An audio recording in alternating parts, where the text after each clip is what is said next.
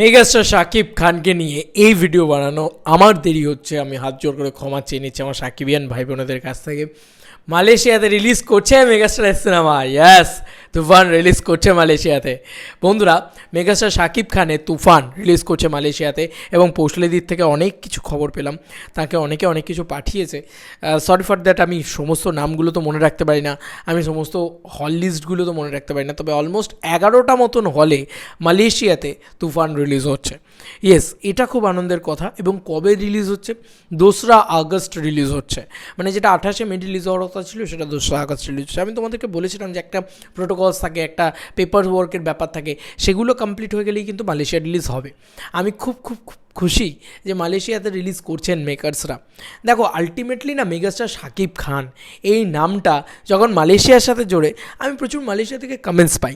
এবার একটা জায়গা থেকে যখন কমেন্টস পাই, সেখান থেকে আমি বুঝতে পারি যে প্রচুর বাংলাদেশি মানুষজন, তারা হয়তো প্রবাসী হয়ে বাংলাদেশিয়াতে মানে মালয়েশিয়াতে রয়েছেন, তাদের কি ইমোশন নেই, তাদের কি ভালোবাসা নেই, তাই না? তোমরাই বলো না। মানে একটা মেগাস্টারের ছবি, তারা তো তাদের দেশের মানে সুপারস্টারের ছবি দেখার জন্য ওয়েট করে বসে আছে। বিদেশের মাটিতে তারা দেখবে বলে তারাও আরও বেশি করে ওয়েট করে বসে আছে। তো ভীষণ ভালো লাগছে যে আজকে মেগাস্টার শাকিব খানের সিনেমা অলরেডি মালয়েশিয়াতে চলছে এবং রেস্টুরেন্টে মেগাস্টারের ছবির প্রমোশন শুরু হয়ে গিয়েছে।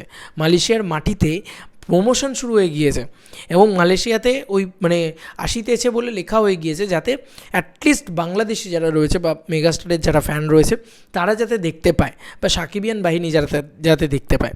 আমি খুব ওয়েট করে বসে আছি যে মালয়েশিয়া বক্স অফিস কী হয় না হয়, কেমন সেখানে আবার সেখানে সেই হাউসফুলের বন্যাটা দেখা যায় নাকি এতদিন বাদে। কারণ তুফান রিলিজ হয়ে গেছে অলমোস্ট 2 মাসের কাছাকাছি হতে চললো, অলমোস্ট প্রায় মানে 4 সপ্তাহে 1 মাস হয়, মানে 1 তারিখে প্রায় 7 নম্বর সপ্তাহ পড়ছে। তো 7 নম্বর সপ্তাহ কমপ্লিট হয়ে গেলে 8 নম্বর সপ্তাহ, মানে অলমোস্ট 2 সপ্তাহ।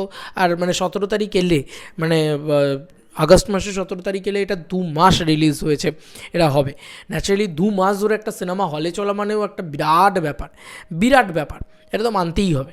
আবার কমার্শিয়াল ছবি, কারণ কমার্শিয়াল ছবির ভাইবসটাই হচ্ছে ওই প্রথম অঙ্কুশদা একটা কথা বলেছিল, আমার এখনও মনে আছে, যে এ ছবি বক্স অফিসের খেলার ছবি, যে প্রথম 1 সপ্তাহ 2 সপ্তাহ 3 সপ্তাহ উঠলো, তারপরে 4 নম্বর সপ্তাহ থেকে ড্রপ করা শুরু করলো, 5-6 নম্বর সপ্তাহ অবধি একটা ডিসেন্ট বিজনেস করলো, 7 নম্বর সপ্তাহ থেকে শেষ। মানে এই খেলাটা বলেছিল, এটা এক কমার্শিয়াল ছবির খেলা, ঠিক আছে?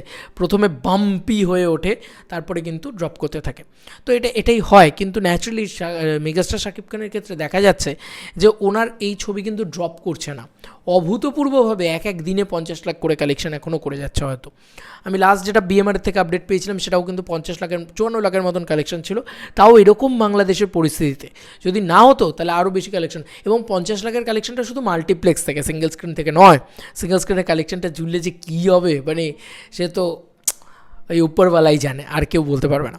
তবে মালয়েশিয়ার এই খবরটা খুব আনন্দের এবং মালয়েশিয়ার ভাই বন্ধুদের জন্য খুব আনন্দের, এবং তারা আবার মেগাস্টারের ছবি দেখতে পারবে, এটা খুব আনন্দের। এবং ওই যে বিশ্বকাপানো বলে না, সে তো কাঁপাচ্ছেই মেগাস্টার, এর থেকে বড় আপডেট আর কী হতে পারে। এবং আজকে মেগাস্টারের আপডেট কম ছিল, যাই হোক, যেটা পেলাম সেটাই তোমাদেরকে দিলাম, এবং আরেকটা আপডেট তোমাদেরকে বিএমআরের পক্ষ থেকে দিয়েছি। এবার যাই হোক, এই ছিল এখনকার মতো ভিডিও। তোমাদের কার কি মতামত এই ভিডিওটাকে নিয়ে জানিও কমেন্ট সেকশনে। চলো বন্ধুরা, নতুন কোনো ভিডিওতে দেখা হবে, বাই।